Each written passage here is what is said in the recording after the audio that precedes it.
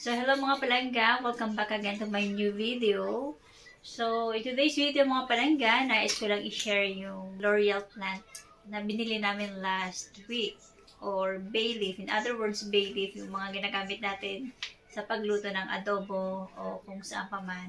So, andito siya sa tabi ko.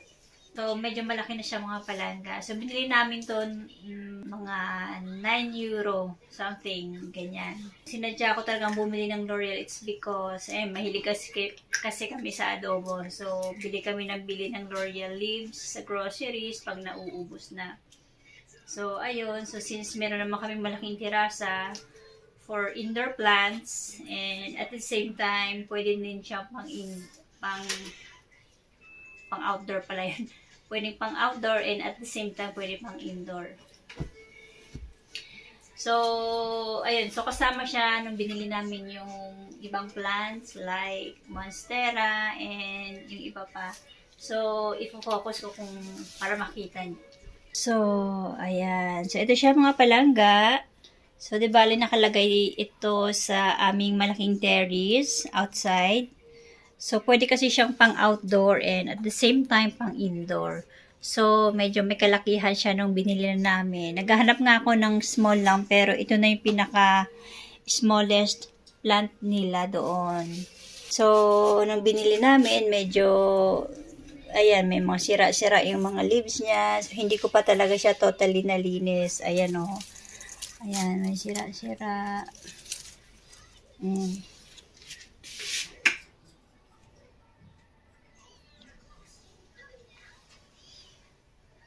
So, di bali mga palangga, ang purpose ng video na ito ay ako ay mag-titrim. I-titrim ko siya and at the same time magpupropagate ako ng L'Oreal na ito. So, baga, it's clean up time and at the same time try kong mag-propagate kung effective nga ba. Okay. Ayan. So, di bali, samahan niyo ako mga palangga sa aking pag-propagate ng L'Oreal plant. So, di bali, i-trim ko siya dito. Ayan. Mga dalawang dangkal. Dangkal. Hindi na ako, ayan. Oops, try ko ang baliin. Ayun, madali na siya baliin.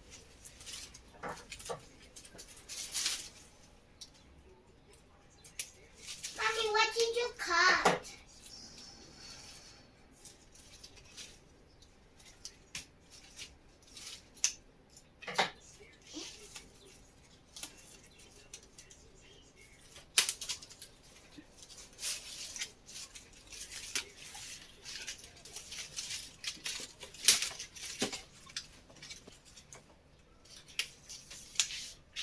So, ito, i-try ko din i-trim. So, ayan naman palangga. Di bale, yan na lang yung natira. So, ayan na siya. Na-trim ko na siya mga palangga. So, later, lilinisan ko siya kasi I decided na ipang-indoor ko na lang to muna.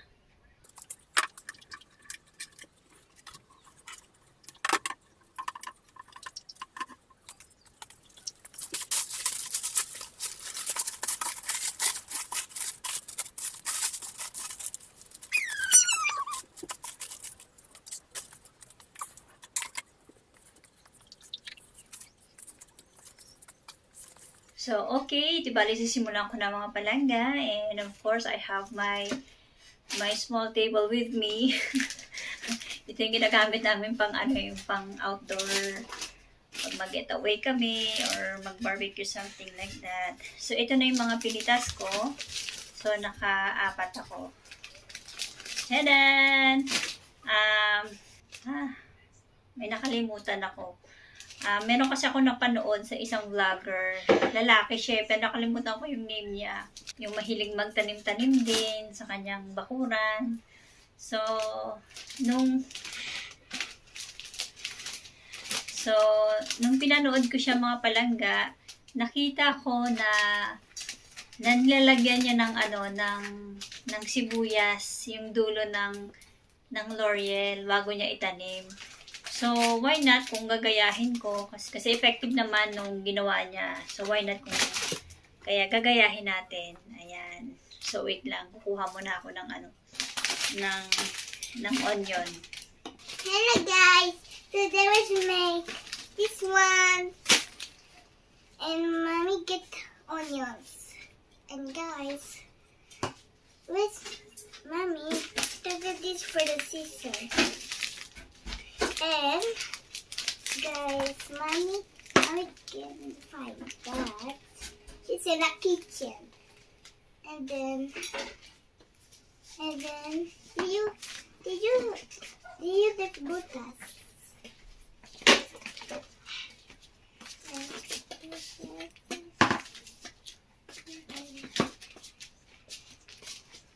Doon ka, tabi. Okay, Tabi pa. mommy, why sibuyas? Sibuyas. I don't know kasi mami is gaya-gaya. Why you like gaya-gaya? To be effective, our plant para maging effective siya pag tanim natin. So, here we go mga palangga. I have my onion, a piece of onion, and syempre tatanggalan ko muna ng mga leaves niya. Yung leaves. Yung mga tinanggal kong leaves, ito yung mga pang-ano na namin to, pang personal consumption. Pag magluluto kami ng adobo. Ayan.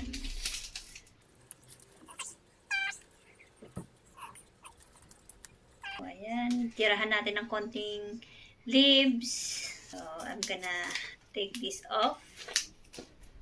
Mga leaves. Why?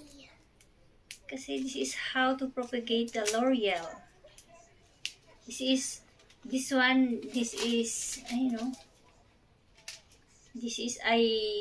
one that I put in the adobo. For here? Adobo. Diba you know what is adobo? Adobo. Ayan no adobo here. It's not adobo. It's kate. Yan. Ate? Parang medyo napalaki yung ano.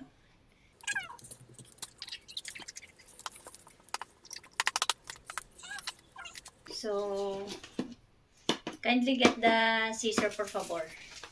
Okay. Gracias. Ayan. So normally, parang kinakat nila vertically dito sa baba. Ayan. Or i-ganyan na lang natin. Wow! It's like growing. It's like growing Ayan. fast. So, take off ko yung skin niya. Yung skin. Take off the skin. Ay, hindi pa pala ako tapos.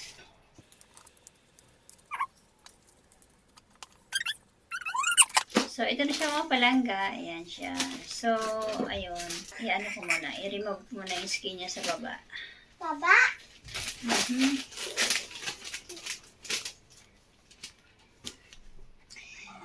Why skin? I just saw it in the video. That's how they propagate the L'Oreal from a guy. Like me, I saw it. You saw? Yes. It's growing.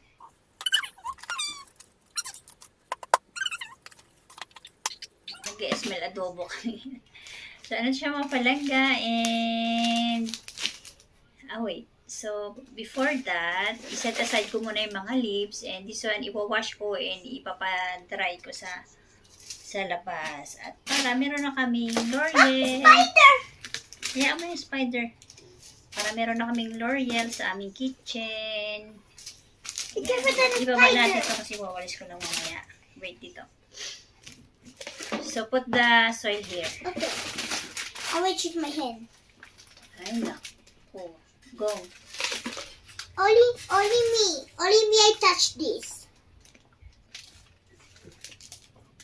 Olivia touched it. Vale, make it faster.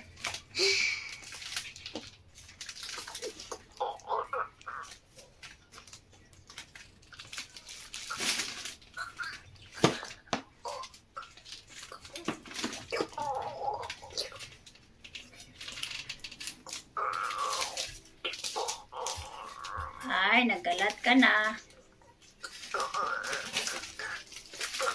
Nagkalat ka na.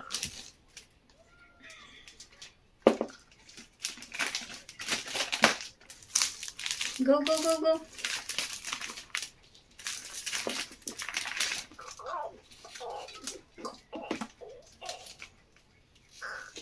That's enough. That's too much. Okay. So since nilagyan ko na ng soil, pero meron siyang butas. Pinutasan ko ng 3. So, ayan. And oops. And before that, ano ko muna siya. Lalagyan ng agwa. Para mag-compact yung... Ay!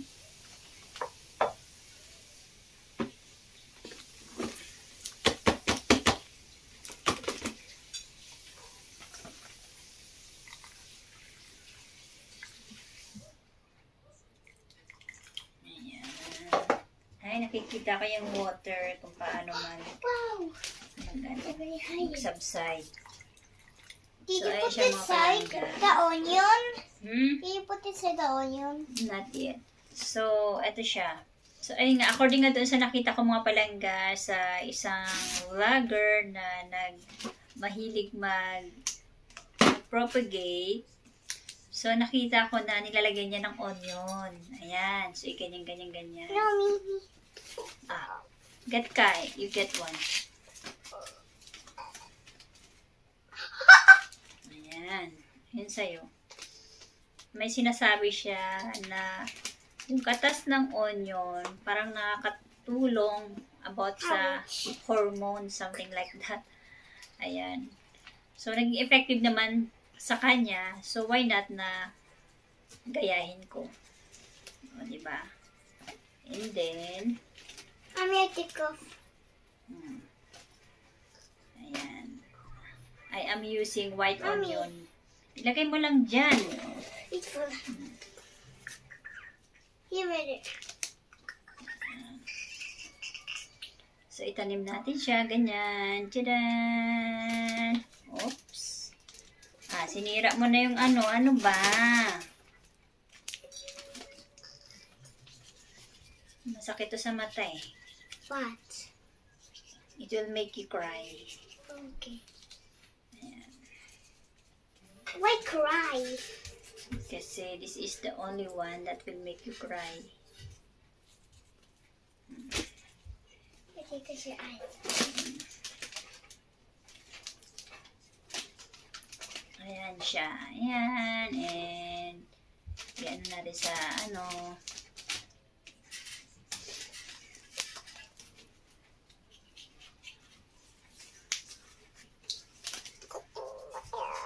Not yet, Charlotte. Not yet. You wait, mommy.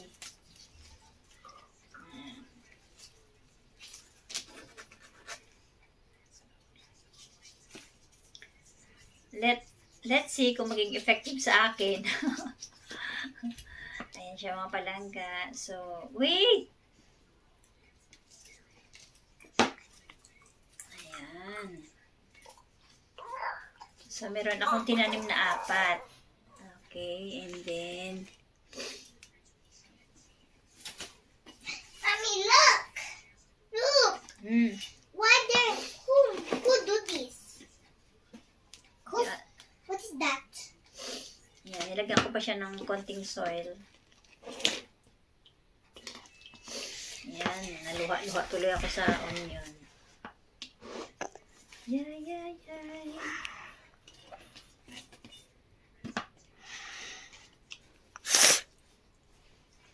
So, kailangan daw maging i-compact or...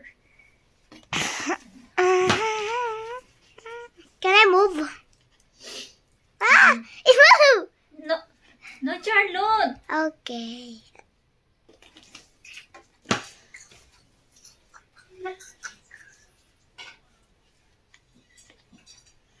So, ang ginawa ko, press down the soil. Ayan. Press down the soil and put some agua. Ayan. See? So, saan na ba yan? So, I ayan told you to siya. touch. Wait. I'm gonna wash my hands. It's me. It's me. I wish to the bathroom, Doon ka, go sa CR.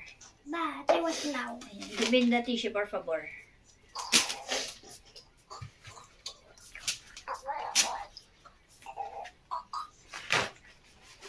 Because the onion is there. Hmm? Ay, nag-ano na siya. Lumabas yung kanyang agwa. So, i-transfer natin dito. Hihi. So, pupunasan ko lang siya mga palangga. Meron naman akong nakita sa ibang vlogger na mga foreigner. Ang turo sa kanila ng kanilang lola is, alam mo yun, Lola? parang dalawang leaves lang yung dalawang leaves lang yung tinira nila sa top and ginunting nila, and then ayun, kinover pa nila ng plastic para mag-moist. Kasi natatakot sila baka mag-dry yung leaves. Effective naman sa kanila. Pero ayoko ng ganung klaseng procedure ng pag-propagate. Gusto ko ito, parang ano lang siya. Nagtanim ka lang ng normal. Ayan. Ayan. So, kailangan pala dito. So, di ba, kailangan pala dito mga palangga is yung yung lagi siyang i-keep mo siya na moist yung soil. So, parang since meron siyang butas, so talagang it's either madali siyang mag-dry yung soil, so abangan-abangan lang para diligan lang from time to time or once a week. I don't know. Okay, in 2 months time, babalikan ko yung video na ito and then i-check natin kung nag-growth nga siya. So, hindi ko siya ilalagay sa labas. Dito lang siya pang indoor. Kasi since pwede naman siya pang indoor, o diba? At least, masusubaybayan ko siya araw-araw. O diba? So, since masikat naman yung araw dito sa aming small terrace, na ngayon ay closed na, yung bintana dito. So, perfect siya sa sun. So, i-clean up ko lang ito. Wait lang. Wait. Ito pa pala. Gusto ko lang of course, para hindi siya mag-dry.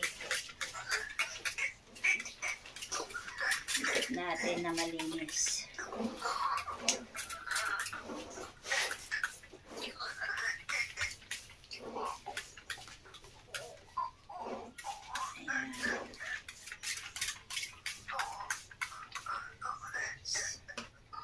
Ayan siya mga palangga.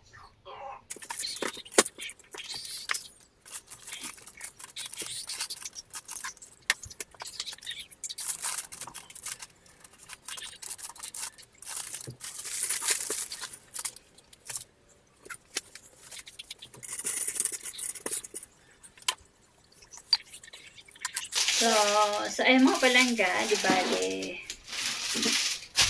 So meron naman akong popsicle stick. Okay? So para maano natin, ma-document natin yung ating pag-propagate ng Laurier plant, lalagyan ko siya ng date. So today is June 30. June. So today is June 30.